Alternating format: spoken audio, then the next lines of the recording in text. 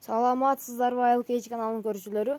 Мына ушул тоок күрт болду. Бүгүн ушуга жумуртка бастырабыз астына. Жана алдын ала суранып кетейин, каналга подписка таштап, лайктан басып, комментарияда өз оюңуздарды калтырып кетиңиздер. Мына ушул 7 жумуртканы тооктун астына бастыра турган болдук.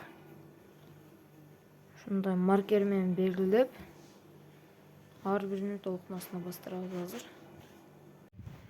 Эми ушул тандалган жумурткаларды күрт тооктун астына салабыз.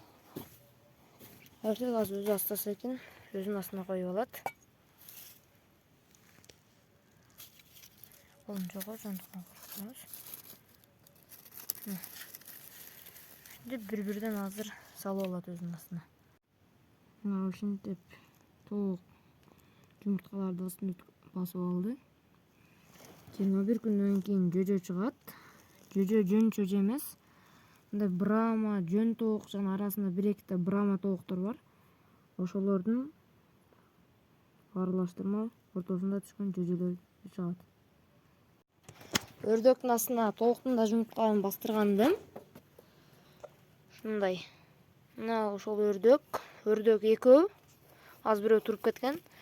15 жумуртканын азыркы учурда 13-сү эле бар. Экөөсүн деп эле алды окшойт. Жана бардык жумурткалардын ичинде жөжө бар. Текшерип көргөм. Мына ушинтип жатат. Мына ушул короздон түшкөн жөжөлөрдү көрөбүз.